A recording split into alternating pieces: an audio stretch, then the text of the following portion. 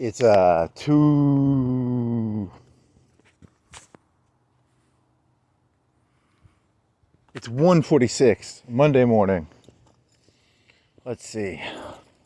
It's nice. It's at night. It's cold. I'm wearing shorts. I'm wearing a t-shirt, sweater, and a long orange shirt.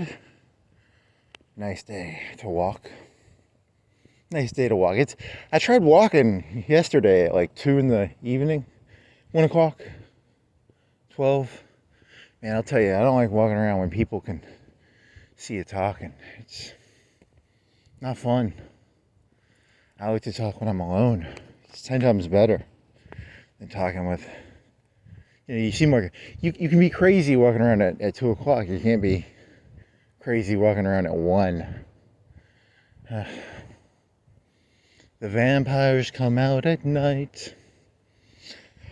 I did a terrible job of trying to explain that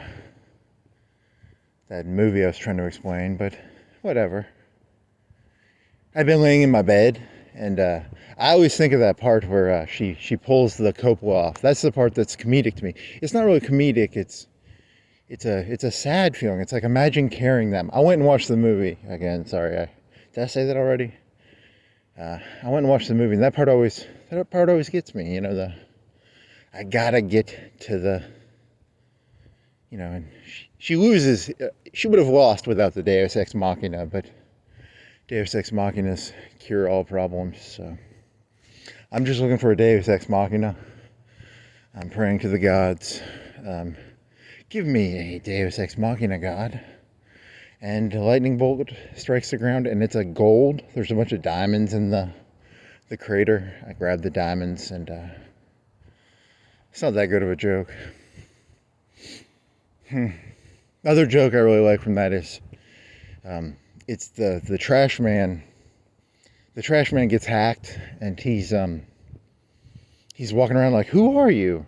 And I like that joke because it's like, imagine if you were like an NPC, like Elon Musk's NPCs, or not Elon Musk. When I say the right wing says the left wing is a bunch of NPCs. Imagine you woke up one day and you really were like NPC'd. Were you hacked, or were you born an NPC? Is it like genetic, or is it like is it one of those things where like you got hacked, like in the movie? Someone got in. I went to a bar, and this nice hacker guy, he hacked me, and then he told me that my wife had left me, and that she was trying to get my daughter to be against me, but really the hacker was just a bad guy. It's kind of like Soros, or I don't know. The premise of this bit is you were a left-wing person, you got hacked by an evil. You thought you were a left-wing NPC, you got hacked. Then you're left, what? I've got the picture? But I'm not, I was raised left-wing, but I'm still, I don't know, my left-wing, I'm not a communist. I don't know, maybe I am a communist. I'm an Ayn Rand communist. Really? You're just gonna my favorite joke in the entire world is when someone doesn't get something, and they're so stupid they don't understand that they don't get it. I'm an objectivist communist. I don't know. Words are things that humans apply to things to try and understand the world. So objectivism is an attempt to understand the world. Communism is an attempt to understand the world. Republicanism is an attempt to understand the world. All things are just isms, I guess. I don't know. I think one of the reasons I had such trouble walking around in the middle of the day yesterday was I had too much food in my belly. I went to the gym that morning, and I was listening to this Indian guy, and he fasts for a long time. Like, he'll fast for a day. I should fast before I go walking, because I was burping up coffee and pizza. That's the moral of, what is that guy's name? The Russian Ukrainian kid. I think he's Jewish. I don't like the Jews. I'm just fucking with you. I was thinking of doing like smaller comedy bits, and I was going to do one where I have 2 anti-Jewish jokes.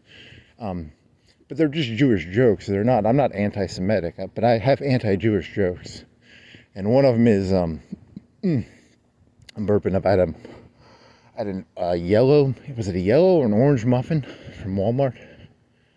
Sorry, I am burping up some stuff. I have two anti-Jewish jokes I think I've written. I think they're my jokes. I hope they're my jokes. One is, I've done these jokes before. One joke is, I like Judaism. You know, the premise of the joke is that I say Christianity makes tons of sense. There's a schizophrenic God, 3 in 1, 1 in 3. He created the world. That explains the world. Those Jews are insane. They think there's just one God who created everything. That one's simple. That's a simplified the joke there. The second anti-Semitic joke I have is, what is my second anti-Semitic joke? I don't know. I forgot it. I forgot what my joke was. I don't have any good jokes. Let's see. I spent an hour watching a Louis C.K. video. Comedy. It was an audio special. It was the one where he talks about... What does he talk about? He ends, the last line he does is, you just watched this like 2 hours ago, an hour ago, and you can't remember what it was. It ends on, what does it end on? It ended kind of high, right? I don't know, it doesn't matter. What was the joke? The joke here, the one I remember was, he goes to a preschool with his daughter, and there's this one kid, and he throws his stuff on the ground, and the mother picks it all up. It's that special. If you remember, you could figure that out. If you cared, you could figure it out from there. But I'm throwing stuff on the ground. See, the thing that made me think about the special was I like Louis C.K. not because I like comedy, because comedy is one of the few places where I might be able to connect to reality. Because, you know, comedians say things you're not supposed to say, and sometimes those things are directed at me. And that's what I like about comedy, because in the real world, people are too nice. And someone like me, I only understand 2x4s to the face. You have to hit me in the head with a 2x4. I'm a donkey. You have to hit me in the head with a 2x4. I'm not a tactful, I'm not a graceful human being. I'm not really that good at life in that part of the world. I see the world very meanly. I see the world cruelly. And, you know. Oh, yeah, and my point is, you know, Louis C.K. was making fun of this mother who was raising a terrible kid. And the other thing I remember, he had a TV show where he had this kid come over, and the kid shat in the tub. And those are the two of those moments are actually, I like those moments because I don't identify with Louis, I identify with the kid. I identify with the shitty tub kid.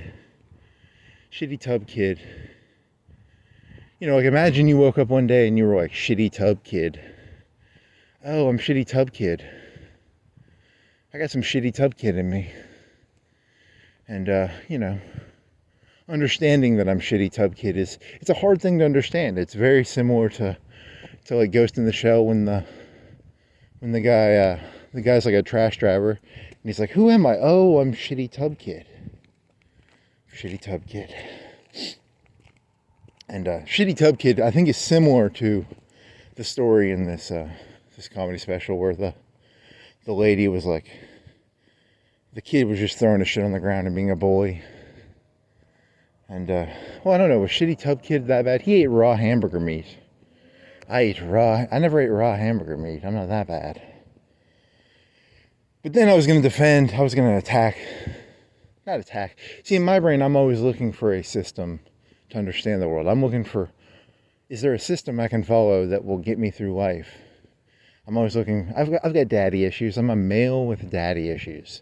So I'm always looking for a daddy. Be my daddy, Louis. And I don't think he'd be that good of a daddy, but, you know, the premise of the joke is, you know, a daddy issue normally means like a daughter. It means like a slutty daughter, normally. What's a slutty guy?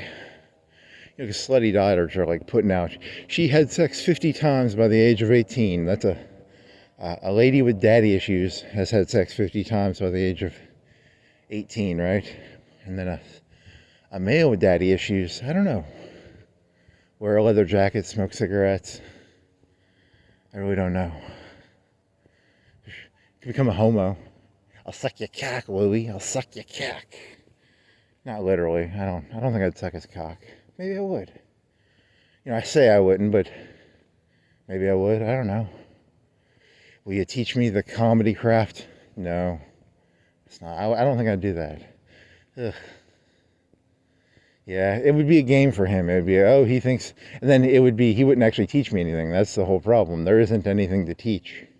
You just have to do stuff. And that's the lesson. You have to do it yourself. I can't just suck Louis C.K.'s dick and he'll teach me how to, if I sucked his dick, do you think he'd tell me a couple jokes maybe? He'd give me $20 worth of jokes for, dick sucking. So,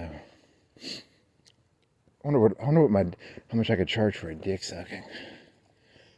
Probably not that good at it. You know, I mean, I wonder if there's like prostitutes in the world who are like the best dick suckers. You know, she's such a good dick sucker. She charges like $1,000 for a dick sucking. You know, she doesn't even have to be pretty. You know, she just has, her skills are, I know nothing about dick sucking or getting fellatio. I don't know. I'm an incel, so I don't get to play that game. Am I involuntary celibate? I'm involuntary celibate in the sense that, I don't know, I only want things I can't have. I only want women I can't have. If I could have the woman, I would not want her. The very fact that she would want me is a turn-off. You know, you wake up one morning, you're like, ooh, she wants me? There must be something wrong with her. So, I'm not involuntary celibate. I'm involuntary celibate in the sense that I only want things I can't have, so. That's not that funny. I mean, it's funny, I guess. I don't know. I've got daddy issues. I'm gonna go put some hot shorts on, a tube top, and some booty shorts. And as a male, oh my God, you know, I've got daddy issues. Let me suck your cock. He's thinking of this porn site called hookuphotshot. Is it hookuphotshot or hookup something? The guy who runs that, he dresses the ladies up, and there's a behind the scenes thing where he dresses. He has like a big rack of like slutty clothes, and I find that more erotic than the porn. I like the part where he's like putting the slutty clothes on the lady.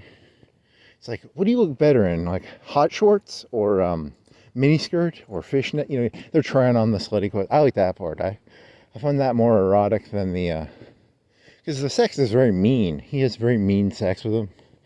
He'll like piss on them, and I just like the part where they try on the fishnets and the tube tops and the camel toe shorts.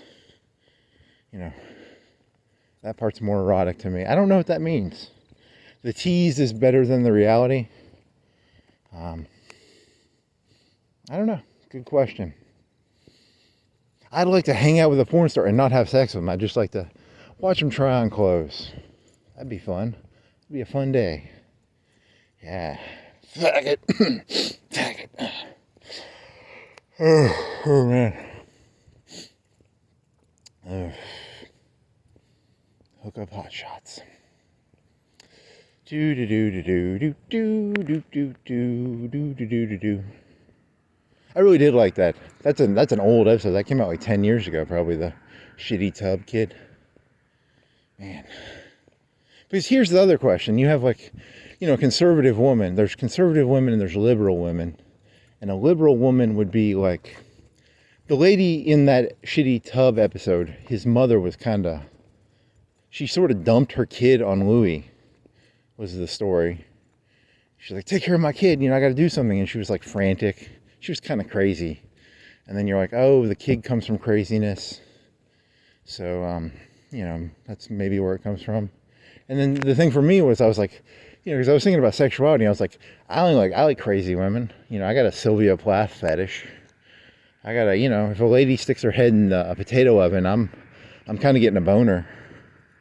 So, I gotta be careful about my own sexuality in that sense, because,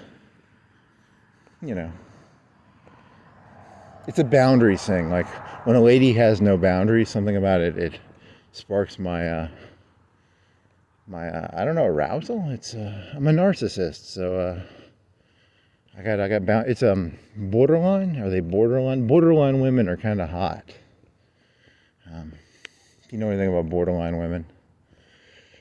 Then again, I was thinking of conservative and the concept of a conservative woman. Because the extremist version of conservative women would be like, I'm a baby, I'm incapable of doing anything. But is that true? Are conservative women just, because you teach your conservative woman how to shoot a gun, so she has boundaries too. So the conservatives have boundaries, the liberals have less boundaries, is the narrative I'm trying to say. Boundaries. Huh. Oh well. Which just ties to conservatism and liberalism. Liberals believe there's less boundaries. Conservatives believe there's more solid boundaries. Probably. I don't know. I identify as a... I do like walking, man. It's one of the few drugs I can still legally do. I was going to do this joke where the premise of the joke was I think the Trump age is going to be an age of like realpolitik, and people are going to look at people and go, you're going to read, who is this person? Does this person have, because like I'll make fun of certain people. I would never make fun of Brock Lesnar to his face, right? Brock Lesnar could beat my face in. There's people you'll make fun of to their face, and there's people you won't make fun of to their face. And it's going to be an age where people read people more. So, but then I had this other thought where I was like, you want to appear to be a nobody, or do you want to appear to be a somebody or appear to be a nobody?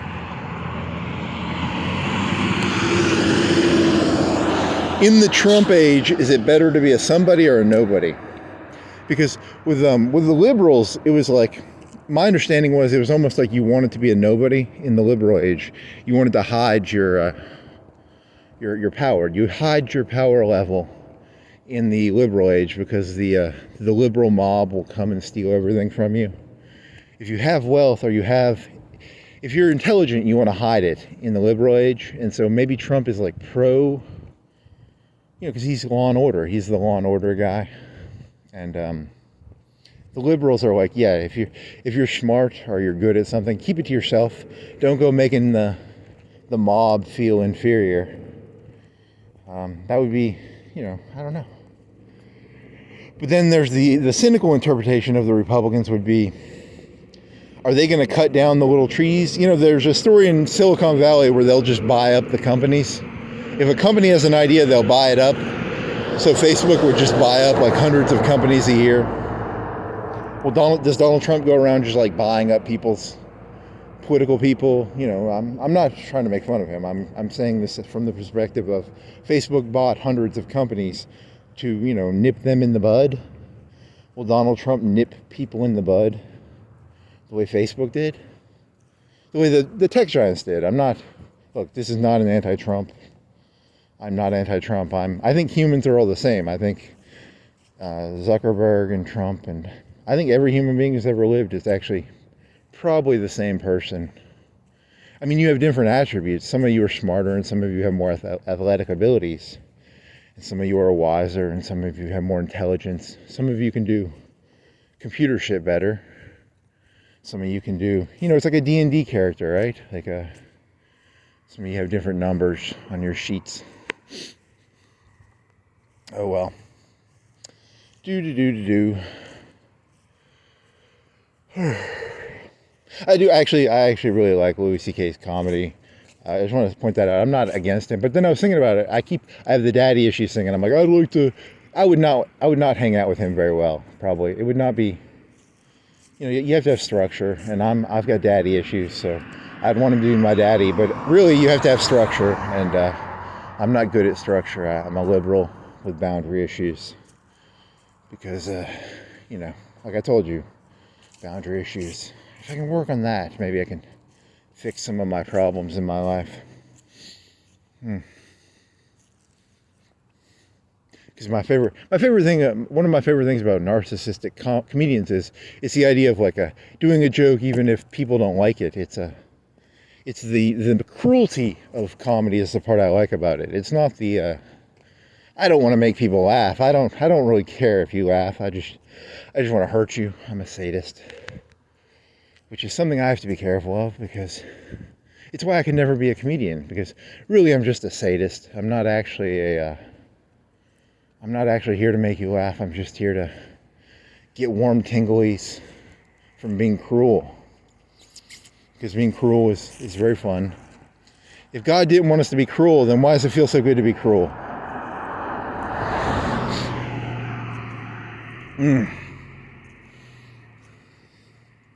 So if you were going to be like a good comedian, you have to take the parts of you can't make yourself look cool, right? You have to actually go, hey, what are the parts of my life that I don't like that maybe I could learn something from, and then I could find comedy from it.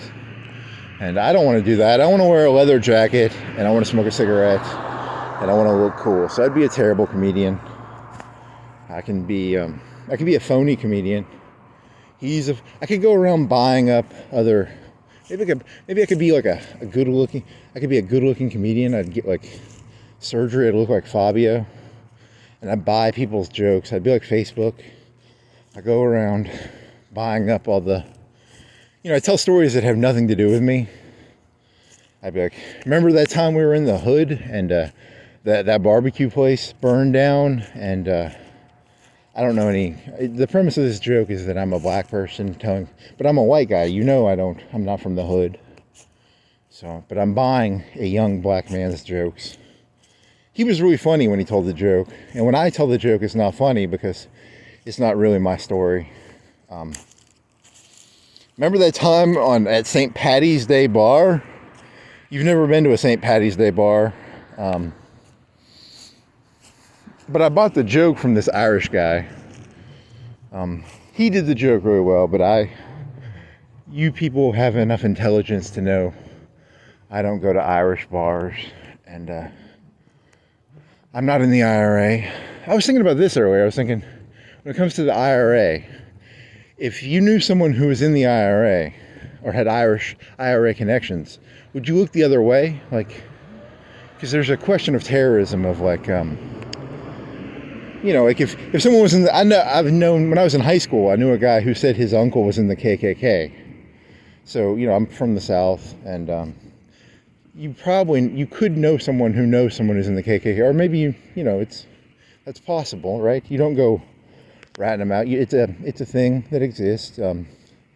If you were in Ireland, you would know someone who was in the IRA probably. But I don't know anybody who's in ISIS. I don't know anybody who's like, if a Muslim person came up to me and said, hey, my uncle's in like ISIS, I'd be like, don't tell me that. Don't tell me he's in Al-Qaeda. I'm okay with people, I'm okay with your uncle being in the KKK.